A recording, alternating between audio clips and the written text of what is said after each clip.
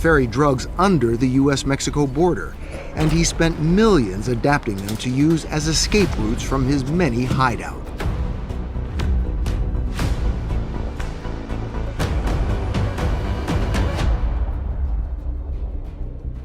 It all happened under the radar, but the shock rippled through two nations. In just one night, 29 of Mexico's top cartel leaders were secretly taken into American custody. These drug lords believed they were safe underground, but what happens when even bunkers can't protect you? This is how it all unraveled. These are the Mexican drug lords that tried to hide in the bunkers. Then something unthinkable happened. A day of reckoning.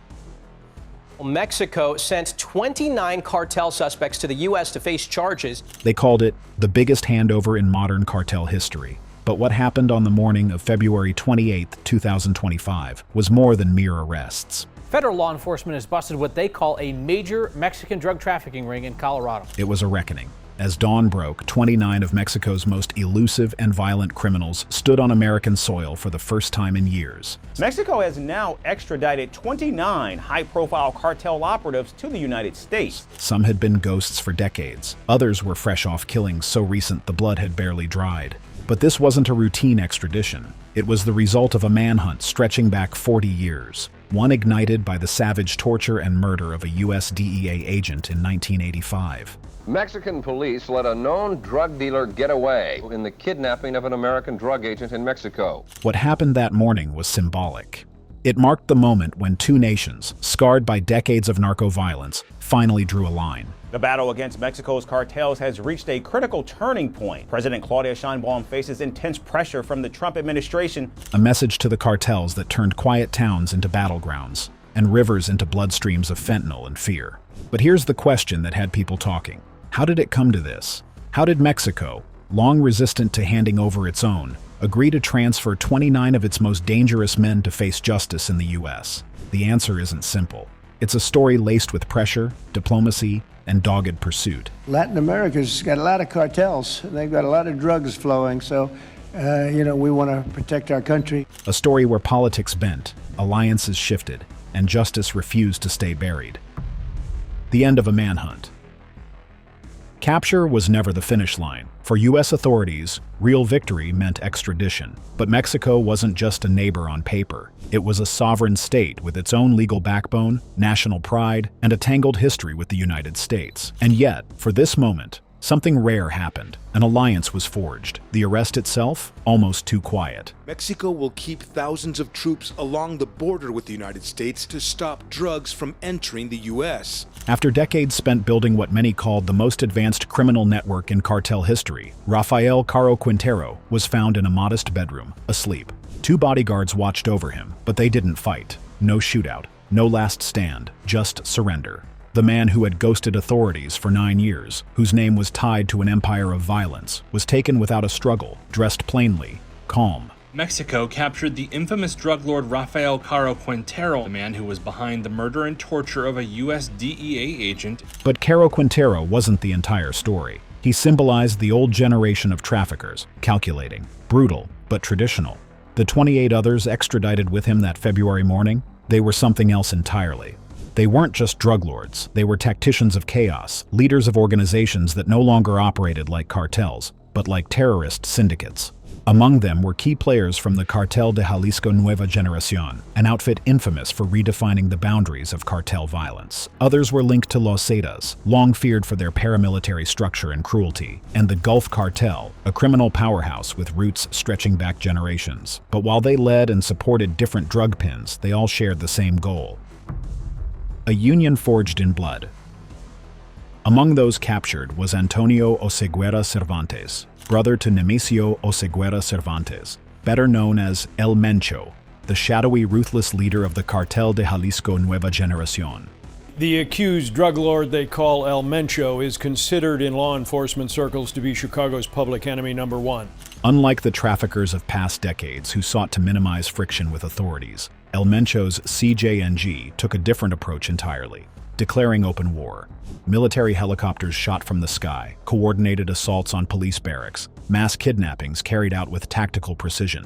This was cartel warfare, leveled up. And behind the chaos was a logistical engine trafficking staggering quantities of fentanyl, cocaine, and methamphetamine into the U.S. drug stream. Then came the ghosts from another era, Ramiro Perez Moreno and Lucio Hernandez Lechuga, veterans of the group that changed the rules, Los Zetas. Once the enforcers of the Gulf Cartel, they broke off to become their own violent machine. And with them, a seismic shift occurred in the very identity of Mexican organized crime.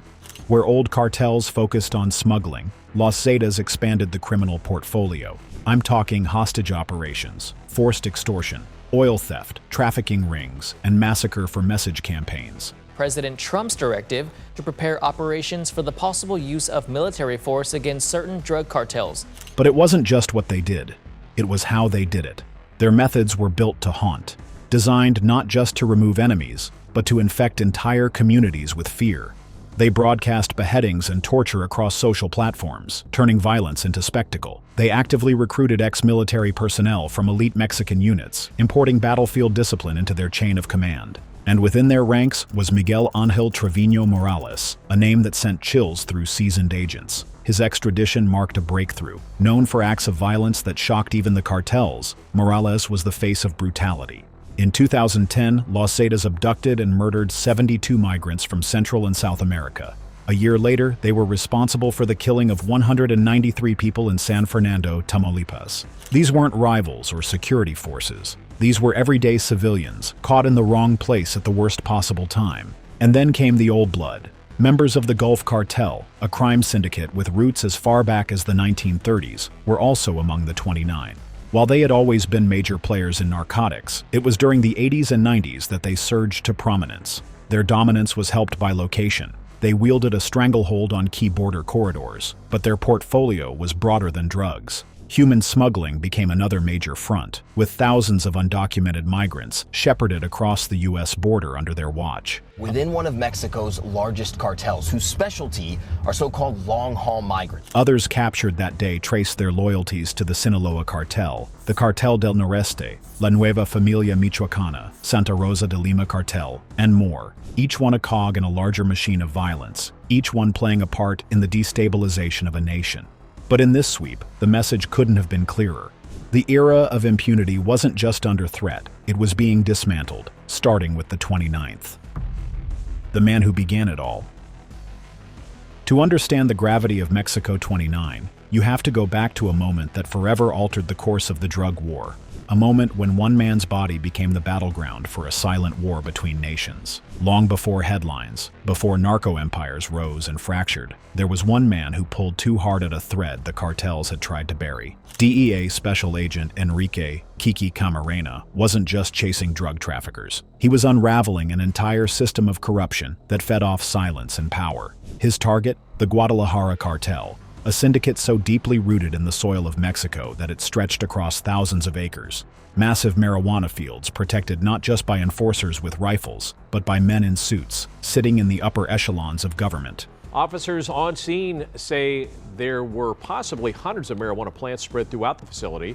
Camarena saw it all. The industrial grow-ops, the black money flowing in, the names no one dared speak, and slowly, he dismantled it. Piece by piece. His investigations didn't just sting, they crippled the cartel. An estimated $2.5 billion lost when entire crops were torched. Supply chains disrupted, processing hubs shut down. The ripple effect hit every level of the operation. But victories like that rarely go unanswered. In the underworld, justice is paid in blood, and Camarena's success came with a mark on his back. At the center of that retribution was Rafael Caro Quintero. Known as the narco of narcos, he was revered, feared, and practically untouchable. Quintero is a former leader of the Guadalajara cartel and one of the most prolific drug traffickers of his generation.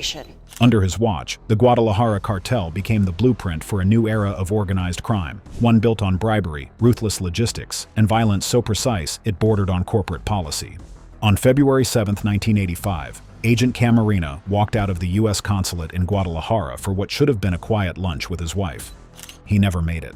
What followed didn't just rattle the DEA, it redefined the war on drugs. Camarena was abducted, bound, and taken to a cartel safe house. For 30 hours, he was tortured. He served time for the kidnapping and murder of DEA agent Enrique "Kiki" Camarena. Not impulsively, not in rage, but clinically, strategically.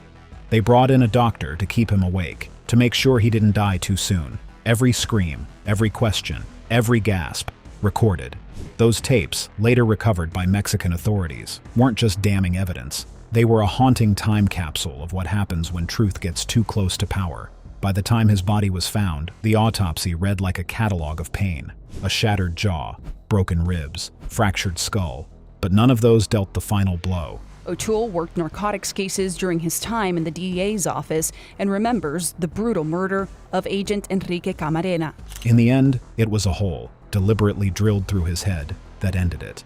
It was more than murder. It was a message, one that echoed through every DEA field office and courtroom in America.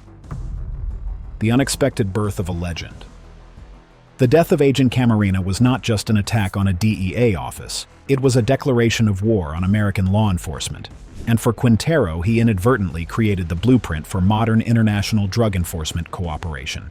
And one of Mexico's drug trafficking heartlands, the co-founder of the Guadalajara cartel. By murdering an American law enforcement officer, he had crossed a line that would haunt him for the rest of his life. The DEA placed him at the top of their most wanted list, where he would remain for nearly 4 decades. In 1985, and was on the FBI's 10 most wanted list. Operation Legend was launched immediately after Camarena's murder. It would become the largest homicide investigation in DEA history, involving agents across multiple countries and consuming resources that dwarfed any previous drug investigation. The message was clear: kill an American agent, and we will never stop hunting you. But Quintero had something that many drug lords lacked. He was smart.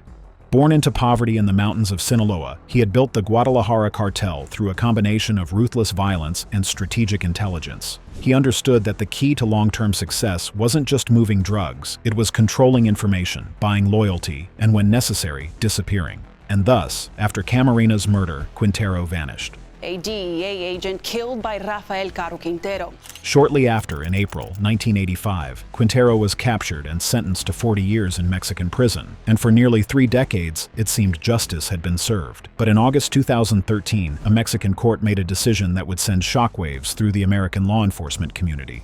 They released him on a technicality. The man who had ordered the torture and murder of Camarena was free. For the agents who had worked the case, for Camarena's family, and for the broader law enforcement community, this was an unthinkable betrayal. Could the Mexican justice system simply let a man walk free after such a heinous crime? The answer was far from what anyone expected. The underground years of a fugitive. After 28 years behind bars, the release of a world criminal would trigger the ire of a mourning nation.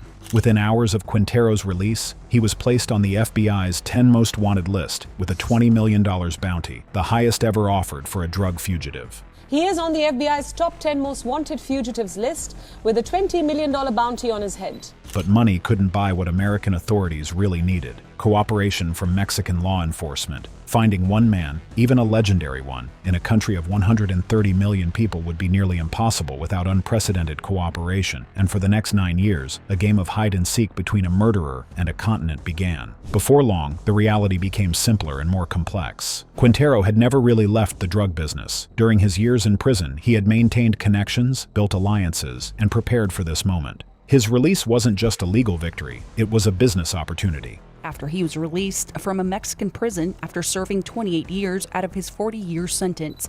By 2015, intelligence agencies confirmed that Quintero had returned to large-scale drug trafficking. But this wasn't the marijuana-focused operation of the 1980s. The new Caro Quintero organization was moving fentanyl, cocaine, heroin, and methamphetamines across a distribution network that stretched from South America to Canada. The ghost of Guadalajara had returned, and he was deadlier than ever. But Quintero's freedom would not last. In 2022, Mexican forces recaptured him in the mountains of Sinaloa after intense pressure from the United States. For nearly a decade, he had lived as a ghost, moving from safe house to safe house, protected by loyal associates and corrupt officials. His recapture represented more than just the arrest of a single criminal. It was a symbol that no one, no matter how powerful or well-connected, could murder an American agent and escape justice forever. The bunker years. Before his capture in 2022, American intelligence had narrowed Quintero's location to the northern Mexican state of Sonora in 2018. In another big news development, the Mexican Navy has captured the US's most wanted fugitive. This wasn't a coincidence. Sonora's rugged terrain, sparse population, and proximity to the U.S. border made it ideal for drug operations. But more importantly, it was a region where Quintero had spent years building loyalty, buying protection, and establishing the infrastructure necessary for what would become his final act. What American authorities discovered in Sonora defied their expectations. This wasn't just a drug operation. It was a military-style organization complete with training facilities, weapons caches, and something that would define the final phase of the manhunt: underground bunkers. But while bunkers are known for providing safe haven in war times, these bunkers represented a new evolution in cartel infrastructure. They weren't simple hiding places. They were sophisticated underground facilities designed for long-term occupation during law enforcement operations. Intercepted communications revealed the extent of the bunker network. Multiple facilities were connected by underground tunnels, each equipped with independent power supplies, communication systems, and enough supplies to sustain occupants for months. Some bunkers featured multiple exit points miles away from the main entrance. Others were equipped with counter-surveillance technology designed to detect approaching aircraft or ground forces. But what really stood out was the fact that the bunkers were staffed with individuals whose only job was to monitor law enforcement communications and provide early warning of approaching operations. But even with all the meticulous planning, the end finally came, just like any other day. The discovery and arrest. The morning of July 15, 2022 began like countless others in the Sonoran Mountains, and Quintero prepared for what he couldn't have known would be his final day of freedom. A tip from someone, somewhere finally provided the exact location where the ghost of Guadalajara was hiding, and the Mexican Navy Special Forces, supported by American intelligence and air assets, surrounded the compound in the pre-dawn darkness. Mexican authorities have arrested Rafael Caro Quintero, known as the narco of drug traffickers. This time, there was no early warning system and no escape tunnels. This time, Rafael Caro Quintero's luck had finally run out.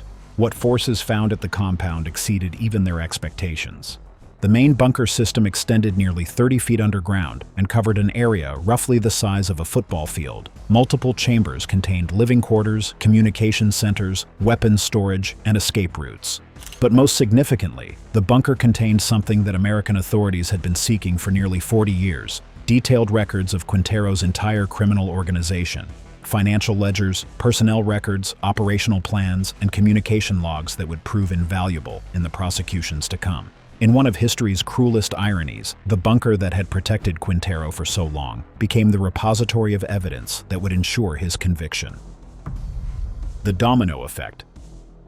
The capture of Quintero yielded something more valuable than just one man. It provided American authorities with the most comprehensive intelligence breakthrough in the history of the drug war. The records found in his bunkers didn't just document his own operations, they revealed connections to dozens of other criminal organizations, corruption networks that extended deep into the Mexican government, and financial systems that had been invisible to law enforcement. But perhaps most importantly, the intelligence revealed something that would change the trajectory of Mexican-American law enforcement cooperation. And that was a list of 28 other high-value targets who were all connected to Caro Quintero's operations in various ways. The response from Mexico was unexpected. Gone were the days when the Mexican government would stall behind its laws and prevent extradition.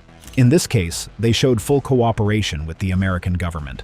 But what could have prompted the cooperation and agreement between these countries? Caro Quintero was among 29 cartel leaders Mexico handed over to the United States under pressure from the Trump administration. The reasons were complex.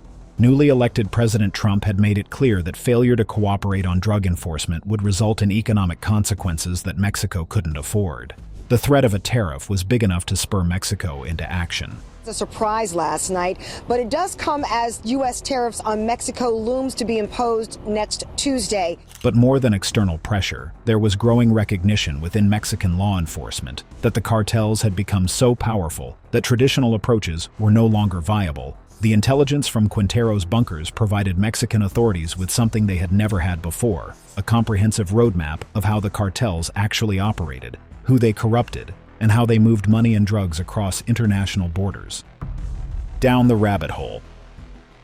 The capture brought closure, but it was the extradition that brought relief. These 29 criminals provided American investigators with unprecedented access to the inner workings of Mexico's most dangerous cartels. It was a very clear picture to us on what was happening and how he was running his business. As they began to cooperate with authorities, a picture emerged of criminal organizations that were far more sophisticated and far-reaching than previously understood.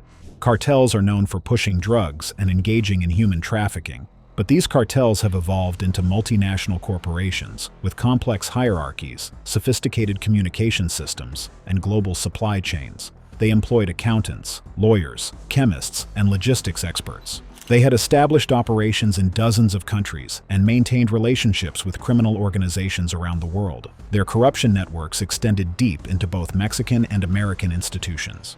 They had purchased politicians, judges, police officers, and military commanders.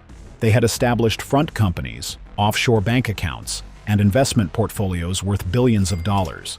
And this was only scratching the surface. Tractor trailers, rail cars. The drug cartel was run like a Fortune 500 company. The intelligence gathered from these cooperating defendants revealed the existence of previously unknown smuggling routes, hidden laboratories, and money laundering operations.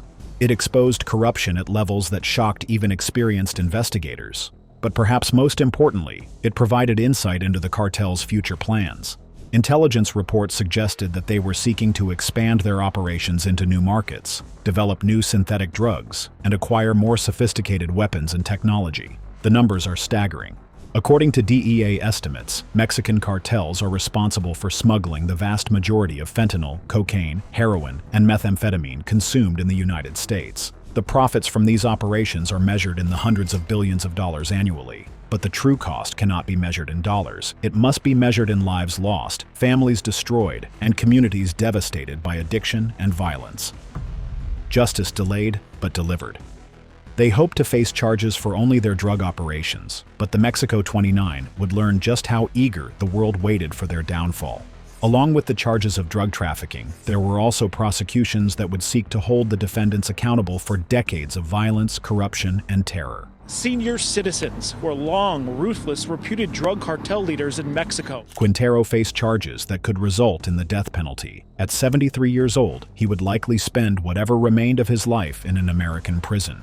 For a man who had once controlled vast criminal empires and lived in luxury protected by armies of gunmen, this was the ultimate fall from power. The Trevino brothers faced charges related to their leadership of Los Zetas and their role in some of the most brutal massacres in Mexican history. Their cases would serve as a reckoning for the extreme violence that had characterized the cartel wars of the past 2 decades. Antonio Oseguera Cervantes faced charges related to his role in CJNG's fentanyl trafficking operations. His prosecution would send a message to other cartel leaders that no one was beyond the reach of American justice.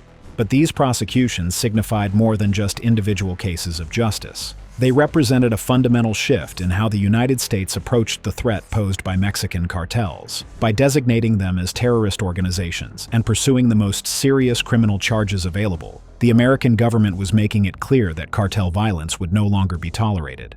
They are elite special forces, highly trained and known for using deadly force. The message was simple.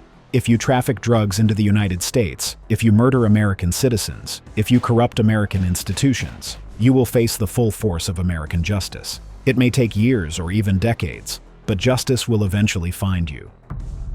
Closure at last. For the families of cartel victims, the extradition of these 29 criminals represented a long-awaited moment of justice. But for none was this more meaningful than for the family of DEA agent Enrique "Kiki" Camarena.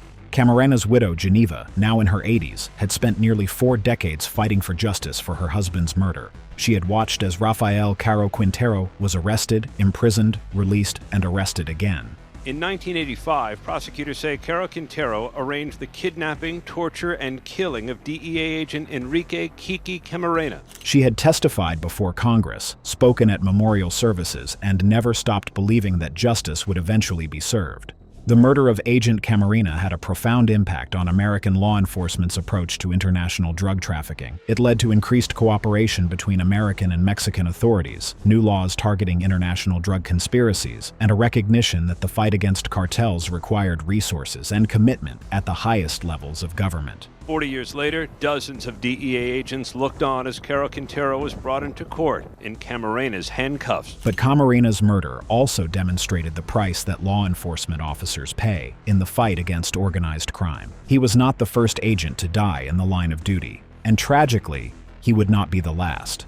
But as America and the whole world would soon learn, there was more at stake than the world was ready for. A new generation of violence. The extradition of 29 Mexican drug criminals was just one battle in a much larger war. Even as these high-ranking cartel figures were being processed through the American justice system, their organizations were already adapting to their absence. CJNG, despite the loss of Antonio Oseguera Cervantes, remained one of the most powerful criminal organizations in the world. The Gulf Cartel continued to control key smuggling routes along the Texas border. Fact is, drug violence is down, seizures are up. That's because the business is organized. New organizations were emerging to fill the vacuum left by the disruption of established groups. Their approach to violence is not just about eliminating specific enemies. It's about demonstrating that they are more powerful than the government itself. The truth was scary, but it was clear. The fundamental dynamics that had created the cartel problem remained unchanged. American demand for illegal drugs continued to generate enormous profits for those willing to supply them. Poverty and lack of economic opportunities in Mexico continued to provide cartels with a ready supply of recruits. Corruption in both countries continued to protect cartel operations from law enforcement. Even worse, the new generations of drug peddlers had the potential to be more ruthless and bloodthirsty without the tutelage of their older leaders. But there were signs that the tide might be turning. The designation of cartels as terrorist organizations had opened up new tools for law enforcement. International cooperation in the fight against cartels was stronger than ever, and there was a growing recognition that the problem required a comprehensive approach that addressed not just law enforcement, but also economic development, education, and drug demand reduction. The extradition of these 29 criminals had sent a powerful message. No one was above the law.